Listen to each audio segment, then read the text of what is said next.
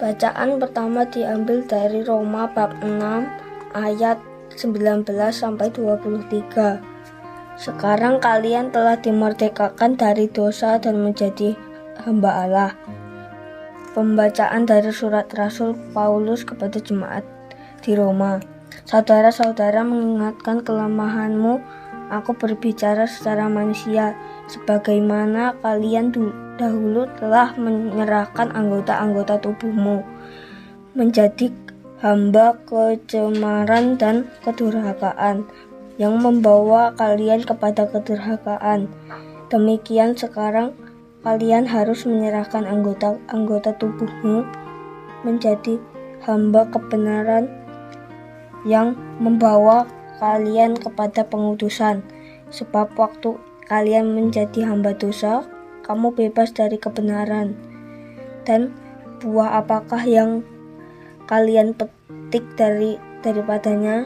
Semua menyebabkan kalian sekarang merasa malu, karena kesudahannya ialah kematian. Tetapi sekarang kalian telah dimerdekakan dari dosa dan menjadi hamba Allah. Maka kalian memperoleh buah membawa kalian kepada pengudusan dan akhirnya hidup yang kekal.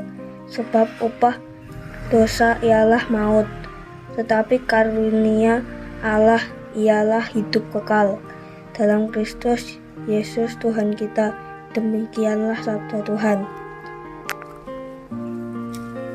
Injil diambil dari Lukas bab 12 ayat 49 sampai 53.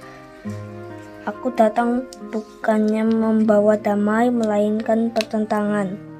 Inilah Injil Yesus Kristus menurut Lukas. Pada suatu ketika Yesus bersabda kepada murid-muridnya, aku datang melemparkan api ke bumi, dan betapa kudambakan agar api itu selalu menyala.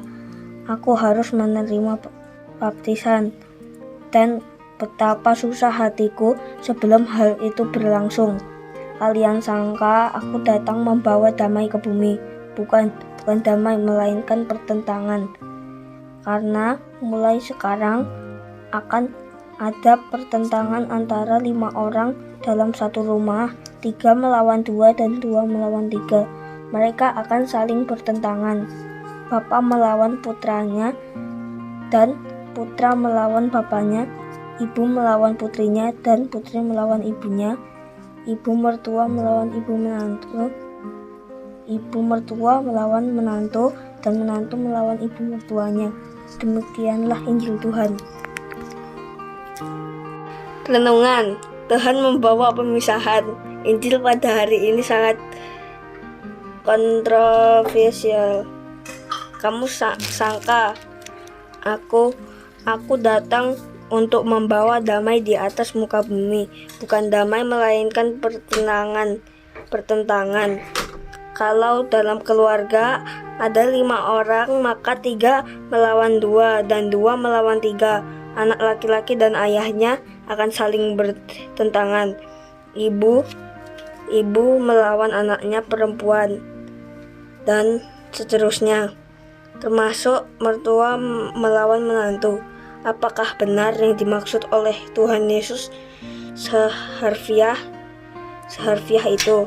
Lebih membingungkan lagi, Yesus berkata, aku datang ke dunia ini bukan untuk membawa damai. Pasti ini bertentangan dengan berbagai kalimat yang Yesus katakan sendiri. Yesus mengajarkan, damai sertamu, kasihilah sesamamu seperti dirimu sendiri. Kita harus meneliti ayat ini secara saksama supaya kita tidak jatuh pada pemahaman harfiah yang sempit. Yesus ingin mengajak kita melihat bahwa segala ikatan-ikatan di dunia ini pada akhirnya harus kita lepaskan. Cinta-cintanya kita dengan anggota keluarga, sedekat-dekatnya kita dengan sahabat, suatu hari harus terjadi perpisahan. Di dunia dunia ini dan memang berat.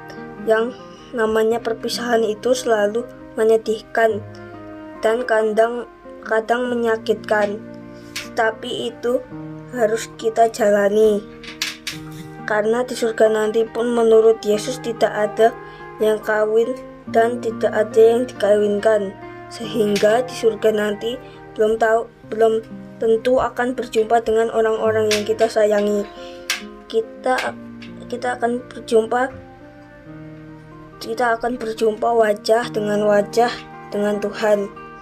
Maka disitulah kita hidup lepas dari segala ikatan manusia. Kita tidak butuh pasangan, kita tidak butuh istri, kita tidak butuh suami, kita tidak butuh orang tua, dan seterusnya. Mengapa?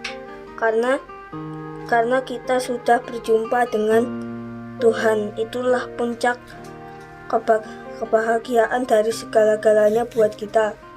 Tuhan Yesus, tuntunlah kami pada hidup kekudusan sehingga kelak kami sungguh berjumpa dengan Engkau dalam kerajaan surga. Amin.